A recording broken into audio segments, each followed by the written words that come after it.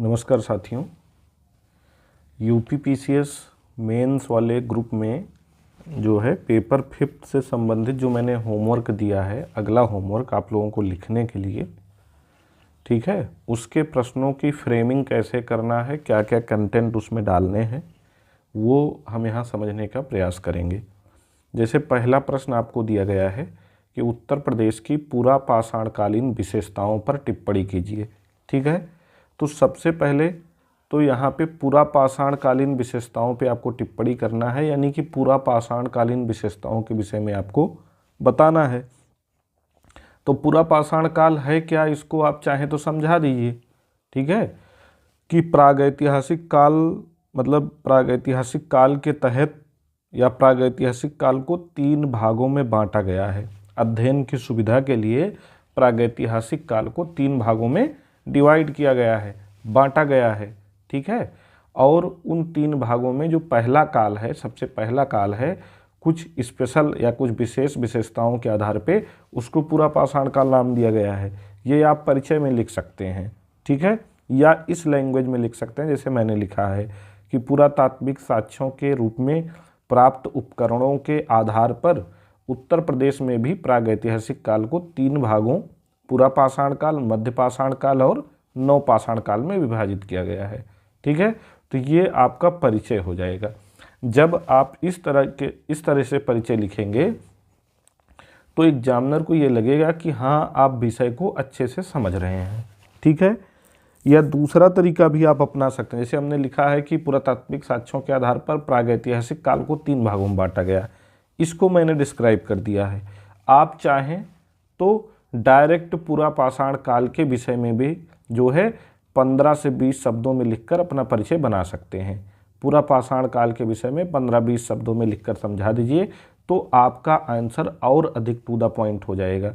यानी कि जिस टॉपिक पे, जिस विषय पे यहाँ पूछा गया है, आप उसी टॉपिक पे लिख रहे हैं। ठीक है, तो ये आपका परिचय हो जाएगा।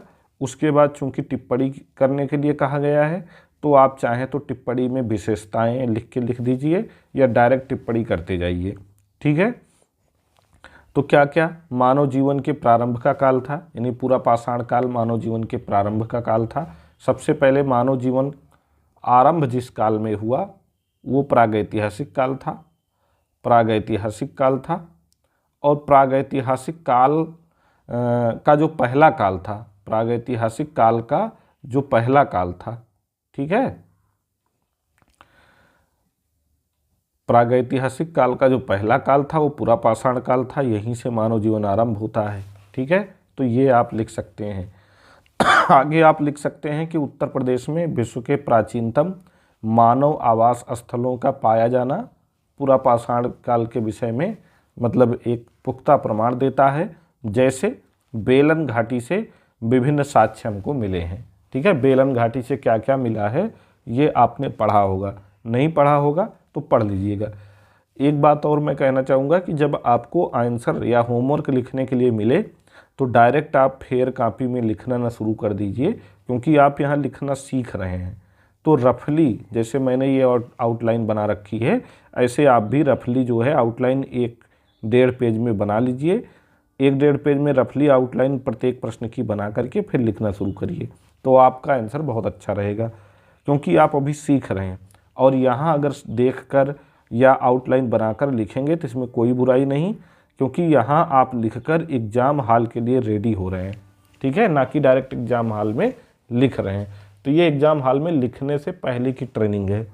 जैसे क्रिकेट का उदाहरण लेते हैं कि जो क्रिकेटर लोग होते हैं, जब वो क्रिकेट खेलने जाते हैं, कोई इंटरनेशनल मुकाबला खेलने जाते हैं, तो उसके पहले वो नेट में प्रैक्टिस करते हैं।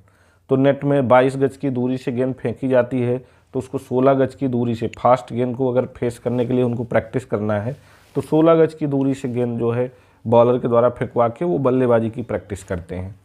तो वैसे ही हम आप यहाँ प्रैक्टिस कर रहे हैं। टेनिस बॉल से वो लोग प्रैक्टिस करते हैं, तो हम भी यहाँ जान लीजिए टेनिस बॉल से प्रैक्टिस कर रहे हैं। ठीक है, तो आउटलाइन तैयार करके नोट्स बना करके लिखने में कोई बुराई नहीं है, इसको आप अपने दिमाग से निकाल दीजिए। ठीक, आगे आप लिख सकते हैं कि पूरा पाषाण काल से संबंधित विभिन्न उपकरणों का प्राप्त होना, जैसे बेधनी, हैंड एक्स, क्लीवर, फलक आदि उपकरण जो है पूरा पाषाण काल से प्राप्त हुए हैं। ठीक है, और पूरा पाषाण काल से प्राप्त हुए हैं। पूरा पाषाण काल में ये सभी यूपी से प्राप्त हुए हैं। यूपी में कहाँ से प्राप्त हुए हैं इसको आप लिख सकते हैं। ठीक है, इस लाइन में अस्थि निर्मित मातृ देवी की मूर्ति का प्राप्त होना। ठीक है, लोहदा नाला प्रयागराज में है, तो इससे ये पता चलता है कि पूरा पाषाण काल में उत्तर प्रदेश का महत्वपूर्ण स्थान था। ठीक, उसके बाद बॉक्स में यूपी का मैप बनाकर विभिन्न स्थलों को आप दिखा सकते हैं इस प्रश्न में। इसके अतिरिक्त उत्तर प्रदेश में पूरा पाषाण काल से संबंधित अनेक साक्ष्य जैसे क्वार्टजाइट, पत्थरों से निर्मित भद्दे एवं बेडोल उपकरण, हड्डी एवं सींगों आदि का प्रयोग आदि प्राप्त हुए हैं, जो इस काल में राज्य की समृद्धि का संकेत देते हैं। तो इसको आप निष्कर्ष में रख सकते हैं, ये आपका निष्कर्ष हो जाता है। ठीक, तो इस आंसर की फ्रेमिंग आपको इस प्रकार करना है कि पहले पूरा पाषाण काल का 15-20 शब्दों में सामान्य परिचय दे देना है। उसके बाद पूरा पाषाण काल को पूरा पाषाण काल क्यों कहा जाता है, पूरा पाषाण कालीन स्थल यूपी में कौन कौन से हैं, उनकी क्या विशेषता रही है, उनको आप जो है लिख दीजिए।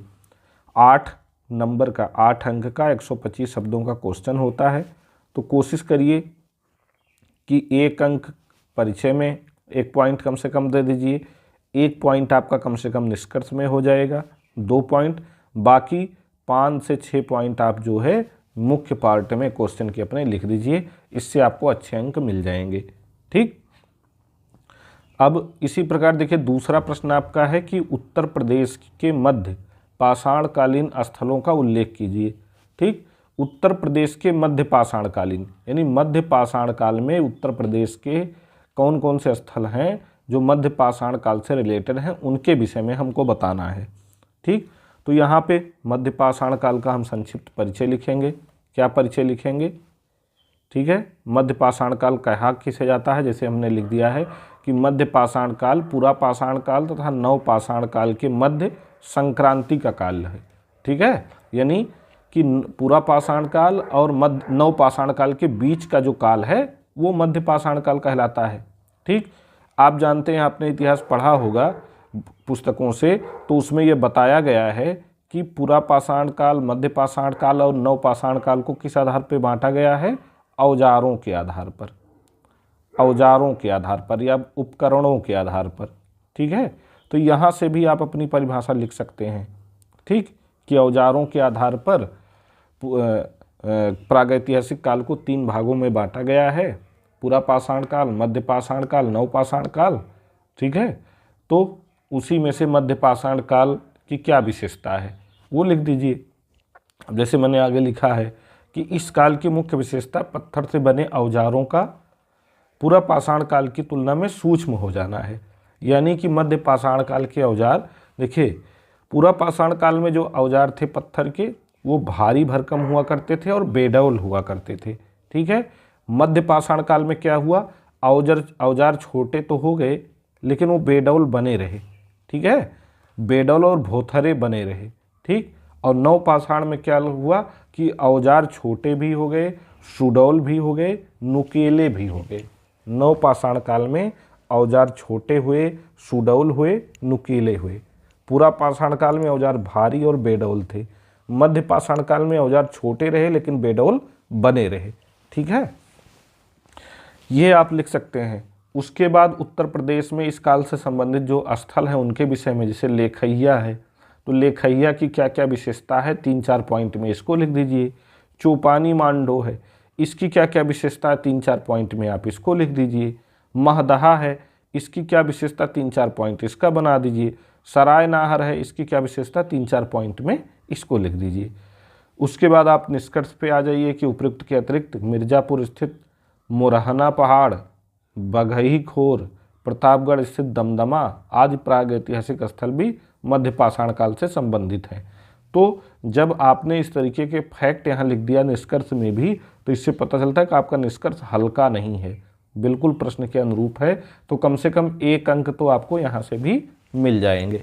ठीक है, इसी तरीके से तीसरा प्रश्न हमारा है कि उत्तर प्रदेश की नव पाषाण कालीन सांस्कृतिक विशेषताओं या संस्कृति की विशेषताओं पर प्रकाश डालिए। ठीक है, तो नव पाषाण काल में या नवपाषाणकालीन संस्कृति के कौन कौन से स्थल उत्तर प्रदेश में हैं, उनके विषय में हमको उल्लेख करना, उनकी क्या विशेषता रही है। तो परिचय देखिए, जैसे इस तरीके से आप लिख सकते हैं कि उत्तर प्रदेश स्थित कोल्डिहवा, महगढ़ा, पंचोह आदि प्रमुख नवपाषाणकालीन स्थल रहे हैं जो इस काल की विशेषताओं को दर्शाते हैं। तो यहाँ भी देखिए आपने फैक्ट डाल दिया परिचय में ही, तो आपका परिचय काफ़ी प्रभावी हो जाएगा। ठीक है, चाहे तो ऐसे फैक्ट डाल दीजिए, चाहे नवपाषाण काल को परिभाषित कर दीजिए कि नवपाषाण काल मतलब कि प्रागैतिहासिक काल को 3 भागों में बांटा जाता है। ठीक है, पूरा पाषाण काल, मध्य पाषाण काल, नवपाषाण काल। नवपाषाण काल मतलब पाषाण काल के या प्रागैतिहासिक काल के उस काल को कहा जाता है जब पत्थर से निर्मित उपकरण मतलब पिछले 2 कालों की तुलना में छोटे और नुकीले हो गए, सुडौल हो गए। ठीक है, ऐसे भी आप परिचय लिख सकते हैं। तो दोनों में से कोई भी तरीका आप परिचय का अपना सकते हैं। उसके बाद नवपाषाणकालीन संस्कृति की विशेषताओं को लिख दीजिए कि हाथ से निर्मित मृदभांड मिले हैं। अब ये कहाँ से मिले हैं, उदाहरण दे दीजिए।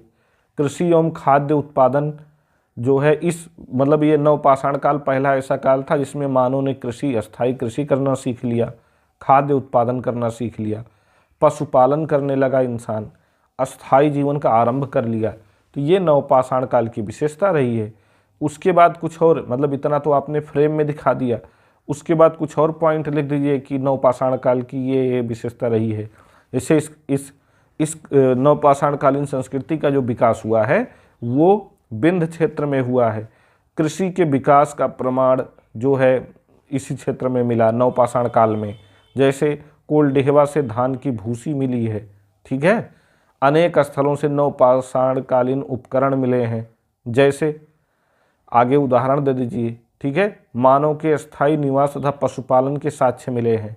उदाहरण के लिए महगढ़ा से पशुबाड़ा मिलना। ठीक है, तो इस प्रकार नवपाषाण काल के विषय में आपने बता दिया, नवपाषाणकालीन संस्कृति के विषय में बता दिया। अब निष्कर्ष लिख दीजिए कि इस प्रकार उत्तर प्रदेश के नवपाषाणकालीन स्थल विभिन्न साक्ष्यों के आधार पर तत्कालीन संस्कृति के पर्याप्त प्रमाण उपलब्ध करवाते हैं। ठीक है, तो इससे आपका ये काफ़ी सॉलिड और प्रभावी उत्तर बन जाएगा नवपाषाण काल के विषय में भी। तो यहाँ से आपका जो तीनों पाषाण काल या प्रागैतिहासिक काल का जो टॉपिक है उसको हमने इस होमवर्क के माध्यम से कवर करने का प्रयास किया है तीनों क्वेश्चन में। ठीक है, इससे क्या होगा, प्रागैतिहासिक काल जब इस तरीके से आप लिखेंगे या एक बार लिख लेंगे तो आपका ये साथ साथ जो है लिखने के साथ साथ आपका ये तैयार भी होता चलेगा, अध्ययन भी हो जाएगा। ठीक है, तो इसको इस तरीके से आपको फ्रेम करना अपना उत्तर। अब चौथा प्रश्न हमारा था कि भारत के आद्य ऐतिहासिक लेखन में उत्तर प्रदेश का योगदान दर्शाइए। तो देखिए आद्य ऐतिहासिक लेखन की बात आई है। ठीक है, इसमें उत्तर प्रदेश का योगदान दर्शाना है। सबसे पहले ये टर्म जो आया है आद्य ऐतिहासिक काल। आद्य ऐतिहासिक काल क्या है, इसको परिभाषित कर दीजिए 15-20 शब्दों में। ठीक है, जैसे आद्य ऐतिहासिक काल वह काल है जिसके लिखित साक्ष्य तो उपलब्ध हैं किंतु इन्हें ठीक प्रकार से पढ़ा नहीं जा सका है। अब इसमें मुख्य रूप से 2 काल आते हैं, सैंधव तथा वैदिक काल या हड़प्पा सभ्यता तथा वैदिक सभ्यता। हड़प्पा सभ्यता और वैदिक सभ्यता की लिपियां तो प्राप्त हुई हैं, साक्ष्य तो प्राप्त हुए हैं, लेकिन उनको ठीक प्रकार से पढ़ा नहीं जा सका है। अब हड़प्पा सभ्यता और वैदिक सभ्यता के तमाम स्थल हमारे उत्तर प्रदेश में मौजूद हैं। तो हड़प्पा सभ्यता में यूपी का योगदान, अब उसमें जो हड़प्पाई स्थल उत्तर प्रदेश के हैं पिछले होमवर्क में आप लिख चुके हैं उनके विषय में। तो जो उत्तर प्रदेश के हड़प्पाई स्थल हैं एक एक करके लिखते जाइए और उनका उदाहरण देते जाइए या उनके विषय में थोड़ा ऐसे छोटा छोटा बताते जाइए।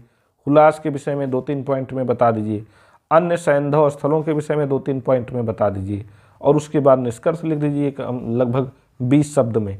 ठीक है, तो ये आपका 200 शब्द का आंसर हो जाएगा।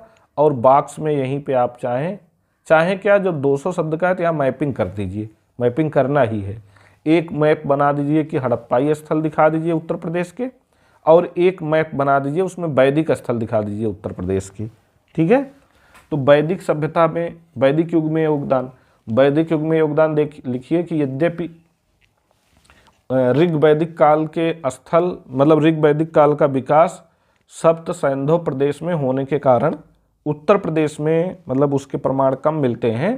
तथापि उत्तर वैदिक काल गंगा यमुना दोआब की तरफ स्थानांतरित हो गया, इस वजह से उत्तर वैदिक काल के प्रमाण यहाँ अधिक मिलते हैं। ठीक है, और उत्तर वैदिक काल के प्रमाण मिलने के साथ साथ यहाँ लौह साक्ष्यों की कार्बन डेटिंग पद्धति भी देखने को मिलती है, ये लिख दीजिए। और उसके बाद निष्कर्ष 20-25 शब्दों में दे दीजिए कि निष्कर्ष रूप में कहा जा सकता है कि उत्तर वैदिक काल, निष्कर्ष रूप में कहा जा सकता है कि आद्य ऐतिहासिक काल के पर्याप्त साक्ष्य उत्तर प्रदेश से प्राप्त होते हैं, जिसके आधार पर कहा जा सकता है कि आद्य ऐतिहासिक काल में भी उत्तर प्रदेश मतलब काफ़ी समृद्ध सांस्कृतिक क्षेत्र रह चुका है। बस ये आपका निष्कर्ष हो गया। इसके बाद आपका जो अगला क्वेश्चन है, यहाँ भी देखिए आपको वर्णन करना, वर्णन करने का मतलब होता है बताना, उसके विषय में डिस्क्राइब करना। तो उत्तर प्रदेश में उत्तर वैदिक काल का संक्षेप में डिस्क्रिप्शन देना है।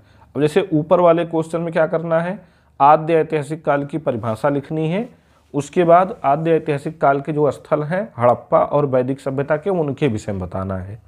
जबकि दूसरा ये यानी 5वां प्रश्न हमारा जो है, इसमें उत्तर प्रदेश में उत्तर वैदिक काल का संक्षेप में वर्णन करना है। तो इसमें आप परिचय में लिख सकते हैं कि 1000 ईसा पूर्व से 600 ईसा पूर्व की अवधि को उत्तर वैदिक काल के रूप में मान्यता दी जाती है। इस युग में आर्य लोग सप्त सैंधव प्रदेश से स्थानांतरित होकर गंगा यमुना दोआब में आए। इस प्रकार उत्तर प्रदेश का योगदान महत्वपूर्ण हो जाता है, यानी उत्तर वैदिक काल में उत्तर प्रदेश का योगदान काफ़ी महत्वपूर्ण हो जाता है, क्योंकि इसका विकास मेनली गंगा यमुना दोआब में हुआ है। ठीक है, ये बता दीजिए आप। और फिर 6-7 पॉइंट में यहाँ क्या क्या मिला, जैसे उत्तर वैदिक काल में बहुत कुछ मिला है, तमाम उत्तर वैदिक काल के मंदिर मिले हैं, रामायण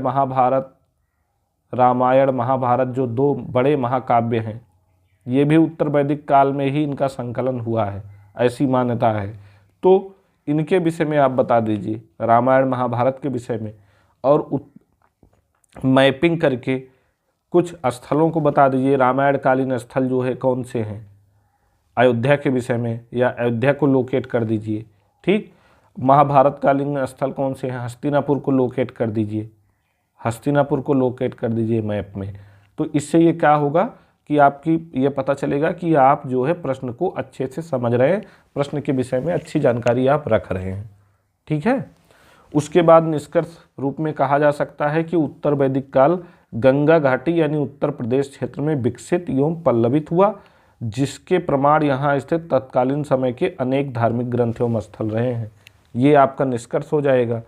तो इस तरीके से जब आप लिखेंगे तो आपका उत्तर प्रभावी होगा, आपका उत्तर अच्छे अंक भी दिलाएगा, और कैसे क्या हमको फ्रेम करना है ये आपका कन्फ्यूजन भी दूर होगा।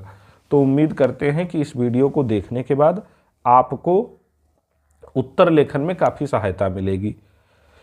तो जो लोग हमारे पेड कोर्स से जुड़े हैं वो तो इसको देखें ही, प्लस जो लोग नहीं भी जुड़े हैं वो स्वाध्याय से आंसर राइटिंग की प्रैक्टिस कर रहे हैं या कहीं और भी लिख रहे हैं, तो वो भी इस वीडियो को देखें। और अगर इस वीडियो को देखने के बाद उनको लाभ मिल रहा है, लाभान्वित हो रहे हैं, तो आप कम से कम कमेंट करके बता दिया करिए, ताकि हमको लगे कि हाँ आप लोगों को भी इससे लाभ मिल रहा है, तो फिर हम और अच्छे अच्छे कंटेंट आपके लिए लेकर आते रहें।